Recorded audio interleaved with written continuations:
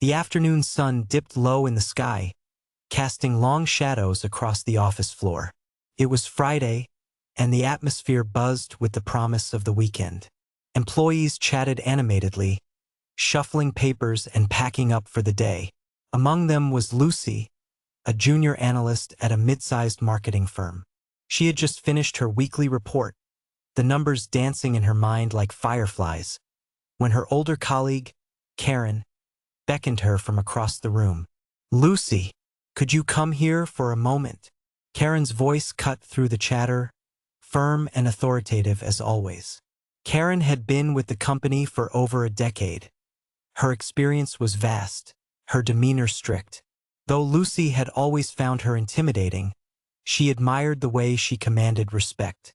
"Sure, Karen," Lucy replied, smiling as she approached. "Good. I need your help. We've got some old files in the storage room that need to be sorted and moved. Think you can manage a few boxes?" Karen asked, her eyes narrowing slightly as she assessed Lucy.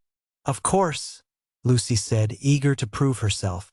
She had always been willing to take on extra tasks, hoping one day to earn Karen's approval. "Great, let's go then." Karen led the way, her heels clicking against the floor, echoing in the quiet hallway as they made their way to the storage room. The storage room was a small space tucked away at the end of the corridor. The door creaked open, revealing rows of dusty shelves filled with cardboard boxes and old files. The air inside was warm and still, thick with the smell of aged paper and dust, a stark contrast to the lively office atmosphere just outside. "Help me with this one first," Karen said, nodding toward a large box perched precariously on the edge of a shelf. Lucy reached up, her fingers brushing against the rough cardboard. As they lifted it together, she felt the weight of the box, not just physically but emotionally, as if it held secrets from a time long forgotten. They set the box down on the floor with a soft thud. Karen opened it, revealing a jumble of old marketing reports and campaign materials. "These need to be sorted and labeled. Anything from before 2015 can probably be shredded," she instructed, her tone brisk. Lucy nodded, diving into the task with enthusiasm. She pulled out one file after another, glancing at the faded documents. "Wow, look at these old campaigns," she said, holding up a crinkled advertisement from years past. "They're so different from what we do now." "Times change," Karen replied, her voice flat, but a flicker of nostalgia passed across her face. "But some things never do." They worked in silence for a while. The only sounds were the rustle of paper and the occasional squeak of the floorboards. Lucy stole glances at Karen, who had grown increasingly quiet. Something about her demeanor felt different, less commanding and more reflective. "What about this one?" Lucy asked, holding up a yellowed report that seemed to represent an entire decade of marketing strategy. "Just toss it," Karen said quickly, her eyes darting to the door. "We need to move faster." Lucy felt a chill at the urgency in Karen's voice, but she complied, tossing the report aside. They continued sorting through the files, the box slowly emptying as they created piles for shredding, recycling, and keeping. Then, as they reached the bottom of the box, Karen paused. "I'll be right back," she said, her voice suddenly softer, almost conspiratorial. "I just need to grab another box from the top shelf." Before Lucy could protest or offer to help, Karen climbed up the ladder, her silhouette framed against the dim light of the storage room. As she reached for the box, the ladder creaked ominously beneath her weight. Lucy held her breath, anxiety prickling at the back of her mind. "I've got it," Karen exclaimed, but as she pulled the box down, a cascade of dust flew into the air, and the box slipped from her grasp. "Karen!" Lucy shouted, lunging forward instinctively. The box hit the ground with a loud thud, and the contents burst open, spilling papers everywhere. "Damn it!" Karen muttered under her breath, climbing down quickly to help Lucy gather the scattered files. As they knelt together on the floor, Lucy noticed a small, leather-bound journal among the debris. It was worn at the edges, the cover embossed with an intricate design. "What's this?" she asked, holding it up. Karen's eyes widened, and for a brief moment, the stern facade cracked. "Just an old journal," she stammered, her voice shaky. "Nothing important." Lucy felt a spark of curiosity. "Can I take a look?" "No," Karen snapped, her tone sharp.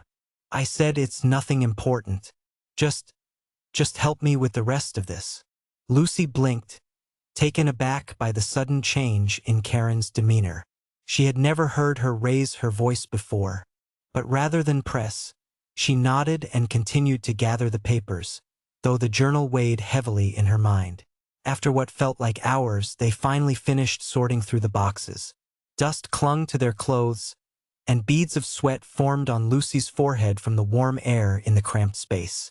"Let's take a break," Karen said, her voice now calmer. She leaned against the wall, crossing her arms, and watched Lucy with an intensity that made her heart race. "You've done well." "Thanks," Lucy replied, wiping her brow. "I didn't expect to dig up so much history." Karen chuckled softly, a sound that felt oddly out of place. "History has a way of creeping up on you." Lucy glanced at her, intrigued. "What do you mean?" Karen hesitated, her gaze shifting to the closed door. "It's just, sometimes we forget what we've left behind, what we've chosen to forget." The silence stretched between them, laden with unspoken thoughts. Lucy took a deep breath, sensing a change in the atmosphere. "Is everything okay, Karen? You seem a little off." "Just tired," Karen replied too quickly, the grin on her face not matching the tightness in her eyes. "Let's finish up here." As they stood, the quiet of the storage room deepened, the only sound the faint rustle of papers. Lucy could feel an undercurrent of tension in the air, an unspoken weight that seemed to hang between them. "Let's lock up," Karen said suddenly, moving toward the door. "I'll take care of the light." Lucy watched as Karen turned the knob and pushed the door closed. The sound of the latch clicking into place echoed in the stillness. "Wait, what are you doing?" Lucy asked, her pulse quickening. "Just locking up, like I said," Karen replied, her voice steady. But there was a glint of something in her eyes that made Lucy's heart race. The room felt even warmer now, the air thickening with an unnameable tension. "You don't have to lock it, Karen. We can just leave it open," Lucy suggested, her voice wavering slightly. But Karen turned to her, a grin spreading across her face that felt all too predatory. "You stay. I'll lock up." Lucy's stomach dropped at the words. "What do you mean? We should go together." "No, Lucy," Karen said, stepping closer. "You've done a great job today. I just need a moment to myself. Just stay here." The way she said it sent a shiver down Lucy's spine. There was something in her tone, a darkness that had never been there before. "Karen, I don't think I—" "Just trust me," Karen interrupted, her voice low yet firm. "I won't be long." Before Lucy could protest further, Karen turned and walked toward the door. The latch clicked, and a heavy silence enveloped the room. Lucy felt a wave of panic wash over her. She was trapped, alone with a woman who had suddenly transformed from a strict mentor into someone entirely different. "Karen," Lucy called out, her voice rising in urgency. "Let me out." But Karen just stood there, her back turned, seemingly lost in thought, her hands resting on the doorknob. Lucy's heart raced as she weighed her options. Should she push past Karen? Should she demand to be let out? "Karen, please. I don't like this," Lucy said, her voice trembling. Finally, Karen turned slowly, her expression unreadable. "You don't understand, do you? This isn't just about the boxes." Lucy felt the room closing in around her, the warmth now suffocating. "What do you mean?" "Sometimes," Karen said, her voice low and smooth, "we carry burdens we don't even realize we have, and sometimes we need to confront those burdens to move forward." "What are you talking about?" Lucy asked, confusion and fear flooding her senses. Karen took a step closer, her eyes piercing into Lucy's. You're ambitious, Lucy. I see it in you. But ambition can blind us. It can push us to forget what matters most. Lucy felt her breath hitch as Karen's words wrapped around her like a vice. I don't understand. Karen stepped forward, her expression softening. You think you want to climb the ladder to be someone important. But what if the price is too high? What do you mean? Lucy asked again, desperation creeping into her voice. Karen took a deep breath, her gaze unwavering. I've made choices in my career that I regret. Choices I thought were right at the time, but they came with consequences. I don't want you to make the same mistakes. Lucy's heart raced, a mixture of fear and intrigue flooding her senses. What mistakes? Karen hesitated, her expression shifting. I can't tell you everything, Lucy, but I want you to understand that ambition comes with a cost. Sometimes it's better to take a step back, to breathe and to reflect. The weight of her words settled heavily in the air. Lucy felt a flicker of understanding, but it was buried beneath layers of confusion and fear. You're scaring me, Karen. Good, Karen replied, her voice now a whisper. You should be scared. This industry is ruthless, and it will take everything from you if you let it. Lucy's heart pounded in her chest, the warm air now feeling stifling. Are you saying that I should just give up? No, Karen said firmly. I'm saying you need to be careful. You have so much potential, but you're still learning. Don't lose yourself in the chase for success. As Karen spoke, Lucy felt an unsettling mixture of fear and empathy.